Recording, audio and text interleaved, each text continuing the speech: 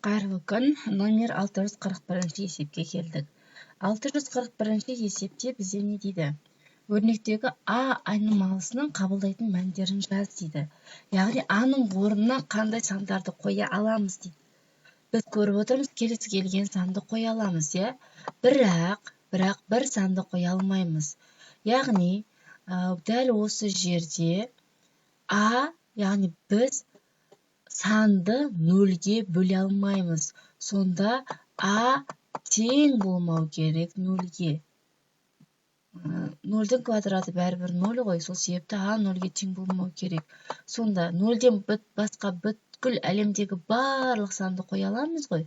Онда минус шексіздіктен нөлге дейін және нөлден плюс шексіздікке дейін деп жазамыз, және нөл кірмейді оған. Не себепті? Себебі санды нөлге бөлуге болмайды. Ал мына түрдегіні жауапты біз координаталық түзу бойынша жазамыз. Яғни координаталық түзуде мұнда 0 тұрса, мына жақтың барлығында теріс сандар, яғни бірінші біз теріс саннан бастап жазуымыз керек. Сосын мына жақта барлығы оң сан, яғни үлкендер, яғни кіші саннан бастап үлкен санға дейін жазамыз. Екіншіде А тең 6, А минус 6. Ал А-ның орнына қай санды қойғанда менде 0 болып қалады. Соны табайықшы, соны тең емес деп ала саламыз, 6-ны қойғанда, яғни 6-ны қойғанда бөлімі 0 болып қалады. Сонда кез келген санды мен 0-ге бөле алмаймын.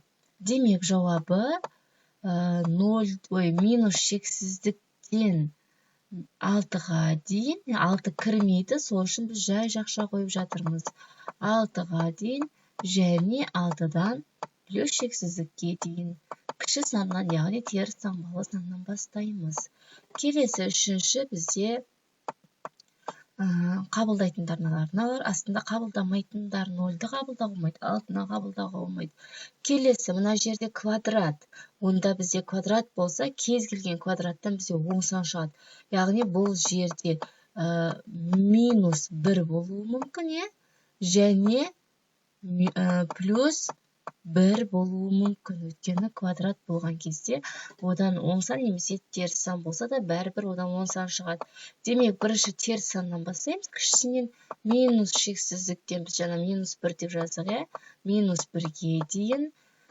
Және минус 1 кірмейді, бірақ минус 1 мен 1-дің аралығында да сандар бар ғой, сол себепті минус 1 мен 1-дің аралығындағы сандар және 1-ден плюс шексіздікке дейінгі сандарды қабылдай алады екен. Келесі төртінші бізде бұл 2А. 2А минус 5. Бұл жерде білу үшін бірінші А тең мынау бос мүшені қайда жазамын? Ал мына жазамын, 5 бөлінген. Енді қысқартып жіберуім керек. Яғни аның орнына қандай санды қойғанда менде 0 болады. Тең 0 болатындай етіп жатырмын ғой. Мынау бөлімнің алымына кетеді. Алына коэффициентіміз әріптің алдындағы сан. Онда бөліміне кетеді. 5 бөлу 2 менде 2,5-ке тең емес пе? 5-ің жартысы. Демек мен 2,5, 2,5 деген санды қоя алмаймын. Сонда жауап не болады? Минус шексіздіктен 2,5-ке дейін және 2,5-тен плюс шексіздікке дейінгі сан аралығын қамтиды екен. Келесі 642. Мұндағы А жүздік, Б ондық, С бірлік дейді. Яғни 3 таңбалы сан, жүздік, ондық, бірлік разрядқа бөліп тұр. Сының орнына дейді мына жерде үстінсіз қойған деген бұл разрядқа бөлініп жазылып тұр. Яғни 7 ол жүздікті береді, 9 ондықты, С бірлікті береді деген сөз. 3-ке еселік болуы үшін қандай цифр тұру керек? Біз білеміз, 3-ке еселік болу үшін мына цифрларының қосындысы 15-ке бөлінетін сан болу керек, Бірінші кеттік 7, 9. Так, енді есептейміз. 7-ге 9-ды қоссақ 16. Бізге 3-ке бөлінетін сан болу керек. Неше бөлінеді бізге? 3-ке 18. Онда 2-ні қосамын, сонда 7-ге 9-ды қоссам 16, оған 2-ні қоссам 18. Біріншім кетті. Екінші тағы одан да үлкенірек сан қоя аламын ба?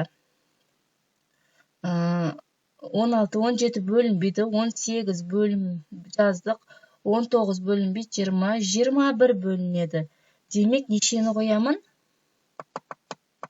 795 болу керек, 21 болу үшін 5-ті қоя аламын. 16, 16-ға 5 қоссам 21. Сосын 24 бола алады.